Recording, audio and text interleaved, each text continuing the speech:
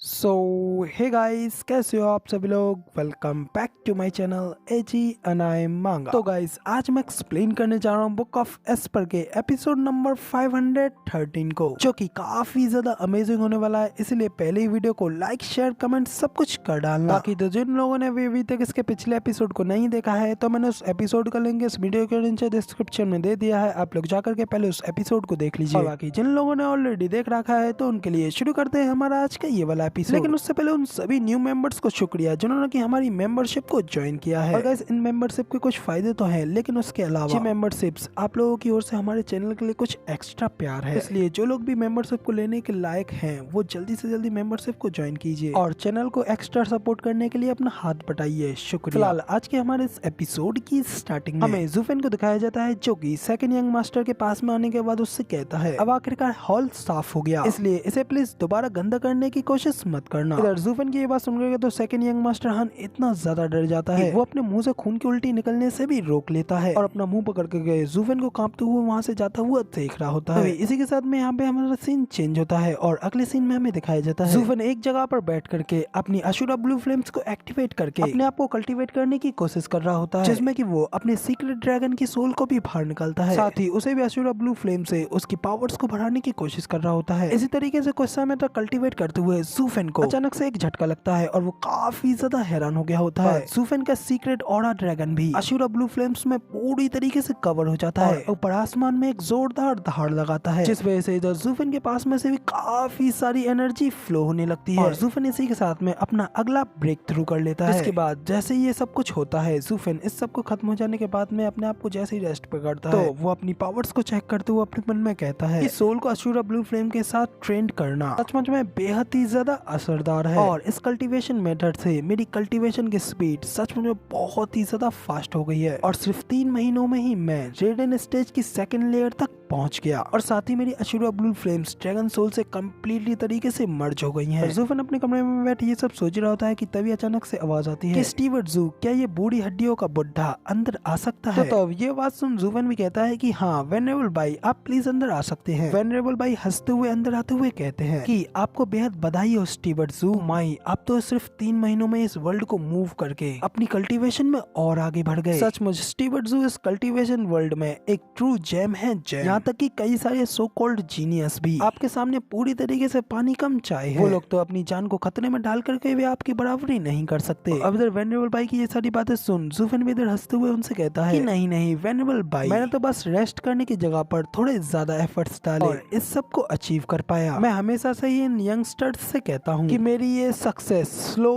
और study progress से आई है और ये सब दिन रात एक ही गोल के ऊपर ध्यान रख करके यही हो सकता है। लेकिन उन सभी को तो ये कुछ भी समझ नहीं आता, उन सभी को सिर्फ और सिर्फ मेरी पिल्स ही चाहिए। सचमुच उन बच्चों को नहीं पता कि वो कितने ज्यादा उग्र और नासमझ हैं। इधर जूफेन को ये सब कहता हुआ देख करके वेनरेबल भाई भी हैरान होते हुए अपने मन में कहते हैं कि सचमुच स्टीवर्ट जू कितना ज्यादा फ्रिकिंग गुड एक्टर है। इधर इसके बाद फिर जूफेन वेनरेबल भाई से पूछता है कि वेनरेबल भाई, आखिर आपका यहाँ पे आकर के विजिट करने का असली क्या काम है? तो वेनरेबल भाई जूफेन को बताते हैं कि स्टीवर्ट जू, सेक लीडर और 3 केओटिक वेनरेबल्स, वो सभी लोग आपके बारे में पूछ रहे थे, लेकिन आप क्योंकि इस समय इतने दिनों से सेकुलरिज्म में थे, इसलिए उन्होंने आपको डिस्टर्ब करने के बारे में बिल्कुल नहीं सोचा। अब साउंड एंड अरे को जज करते हुए उन्होंने ये फिगर आउट कर लिया है कि आपने इस सेंट वर्ल्ड में एडवांस कर लिया है और इसीलिए उन्होंने आपको बुलाने के लिए ये संदेश भेजा है। तो अब ये सुन जूफेन में उनसे कहता है कि ओ वेनरेबल भाई, आपका शुक्रिया जो आपने मेरा इतना ज्यादा इंतजार किया। फिर अब इसके बाद फिर जूफेन उनसे पूछता है कि आखिर सेक लीडर को मेरी क्या जरूरत है? तो वेनरेबल भाई इस सब के बारे में सोचते हुए कहते हैं कि सेक लीडर और केओटिक वेनरेबल्स आपके बारे में पूछ रहे थे, तो इसका मतलब तो सीधा सीधा यही हो सकता है कि वो चीज जरूर ही डबल ड्रैगन गैदरिंग से रिलेटेड होगी। तो अब इधर वेनरेबल भाई की ये बात सुनने के बाद जूफेन भी शांत हो जाता है और थोड़ा सीरियस हो जाता है, जिसके बाद यहाँ पे सीन चेंज होता है और जूफेन चलते हुए सेक लीडर के हॉल में आता है, जहाँ पे की सेक लीडर और बाकी के तीनों केओटिक वेनरेबल्स खड़े होते हैं। अब इधर जूफेन को आता हुआ देख करके सेक लीडर भी उससे कहते हैं कि फाइनली तो तुम यहाँ आ ही गए। तो जूफेन उनसे कहता है कि अब आखिर मैं क्या ही कह सकता हूँ, मुझे इस रेडिएंट स्टेज की सेकंड लेयर में आने में कुछ दिन लग गए। तो सेक लीडर कहते हैं कि हाँ मैं ये जानता हूँ, वेनरेबल भाई ने मुझे ये बता दिया था, वरना तो मेरे बुलाने पर उसे डिनाई करने में, उसे मना करने पर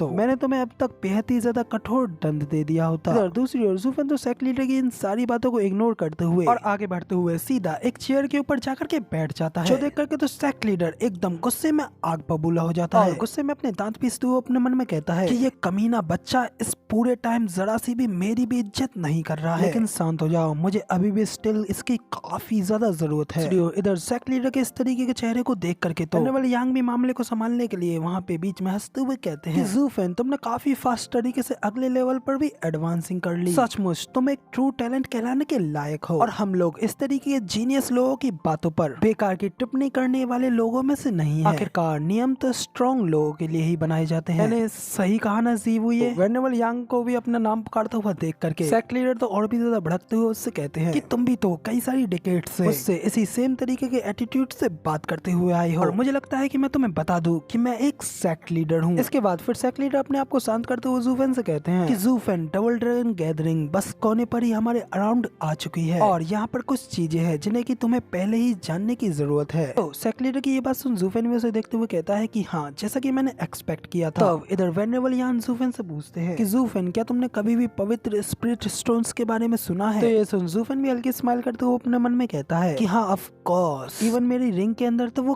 काफी सारे हैं, मगर इधर उन लोगों को इस बारे में ना पता चले, इसीलिए ज़ूफेन हैरान होने की एक्टिंग करते हुए उन लोगों से कहता है कि क्या, आखिर वो क्या चीज होते हैं? वेनेबल यांग प्राउड करते हुए हंसते हुए कहते हैं कि हाँ, ऑफ कोर्स, तुम्हें आखिर इस बारे में कैसे ही पता होगा, क्योंकि वैसे भी तुम टियान्यू जैसी एक बैकवर्ड जगह से आए हो। तो ठीक है, फिर अब मेरी बात ध्यान से सुनो। मगर उसी वक्त सेक्ट लीडर बीच में बोल पड़ते हैं, सीक्रेट स्पिरिट स्टोन माइन एक ऐसी जगह है जहाँ पे की सबसे ज्यादा ग्रेटर स्पिरिचुअल एनर्जी गैदर होती है, और वो एनर्जी किसी भी स्पिरिचुअल स्टोन के अंदर आसानी से समाहित नहीं हो सकती, और उनकी माइनिंग करना काफी ज्यादा कठिन है। लेकिन अरेस को लेकर के इनकी काफी सारी एप्लीकेशंस हैं, और जल्द ही वो लैंड सभी सेक्ट और सभी एम्पायर का एक मेन टारगेट बन जाएगा, और वो इस दुनिया में सिर्फ 5 ही हैं। ज़ूफेन ये बात सुनने के बाद तो काफी ज्यादा हैरान होते हुए कहता है कि क्या? फिर साथ ही अपने मन में कहता है कि secret spirit mind secret spiritual stones से बनती हैं, जो कि सीक्रेट यानी कि पवित्र क्षेत्र में भी काफी ज्यादा दुर्लभ है। यहाँ तक कि हर महान क्लैन ने भी उसके ऊपर अपना एक अधिकार कर रखा है, और वो भी इस हद तक कि मेरे जैसा डेमोनिक एम्परर भी उसमें से एक को प्राप्त नहीं कर सका। और आश्चर्य की बात तो ये है कि क्या वहाँ के क्लैंस इस खबर को सुनकर सामूहिक रूप से आक्रमण करने के लिए नहीं आएंगे? हालांकि एक जमीन पर इस तरीके के सीक्रेट माइंड्सों को जन्म देने के लिए उस जगह के अंदर काफी ज्यादा थिक स्पिरिचुअल एनर्जी होने की आवश्यकता होती है। तो इसकी बजाय आखिर मोर्टल डोमेन इतनी ज्यादा थिन क्यों थी? इधर ज़ूफेन इन सारी चीजों को काफी ज्यादा गहराई से सोच रहा होता है। उसे इस तरीके से देख वेनेबल यांग उससे कहते हैं कि ज़ूफेन, क्या तुमने अभी अभी नहीं कहा था कि तुम्हें इसके बारे में जरा भी नहीं पता? तो फिर आखिर इसके बारे में जान करके तुम इस तरीके का स्ट्रॉन्गली रिएक्शन क्यों दे रहे हो? तो ये सुनकर तो फिर ज़ूफेन भी अपने आप को शांत करते हुए कहता है कि सीक्रेट स्पिरिचुअल माइंड्स का इतना ज्यादा मूल्यवान होना एक बहुत ही ज्यादा दुर्लभ बात होगी, लेकिन फिर भी वो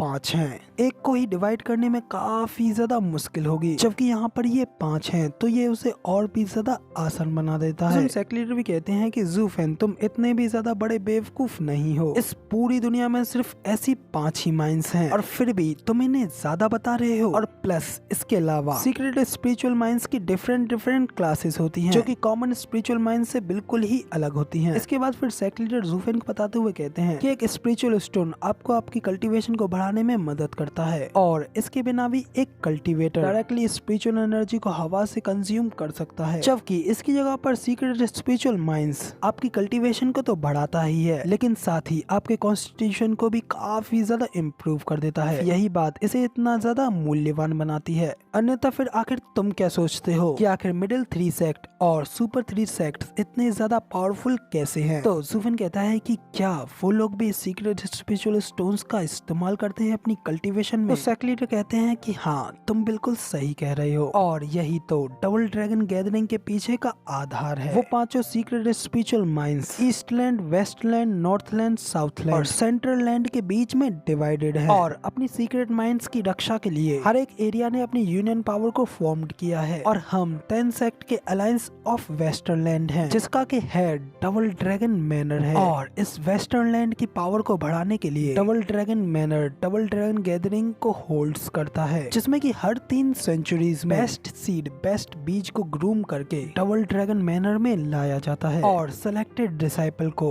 उस माइन का रिवॉर्ड दिया जाता है। तो अब द सेक्रेटरी की ये सारी बातें सुनने के बाद सूफन भी अपने मन में कहता है कि इस डबल ड्रैगन गैदरिंग का एकमात्र उद्देश्य वेस्टरलैंड को प्रोटेक्ट करना और युद्ध की तैयारी करना है। इससे उसकी ग्रोथ की फेनेटिक डिजायर का बिल्कुल क्लियरली एकदम साफ साफ पता चलता है। और आखिर कौन इस तरीके के आकर्षण का विरोध कर सकता है? मेरे ख्याल से निश्चित रूप से तो कोई भी मनुष्य नहीं, और बिना किसी डाउट के ना ही कोई सेक्ट भी। तो गाइस अब जूफन के इतना कहने के साथ ही हमारा ये वाला एपिसोड यहाँ पे कंप्लीट हो जाता है और इसका अगला एपिसोड इसके अगले एपिसोड यानी कि कल देखने को मिलेगा। फिलहाल वीडियो अच्छी लगी तो वीडियो को लाइक कर देना और कमेंट करके मुझे बताना कि आपको हमारा ये वाला वीडियो का एक्सप्लेनेशन कैसा लगा। साथ ही अगर चैनल पर नए हो और आगे भी ऐसी अमेजिंग वीडियोस को देखना चाहते हो तो इस चैनल को सब्सक्राइब करना बिल्कुल मत भूलना। शुक्रिया।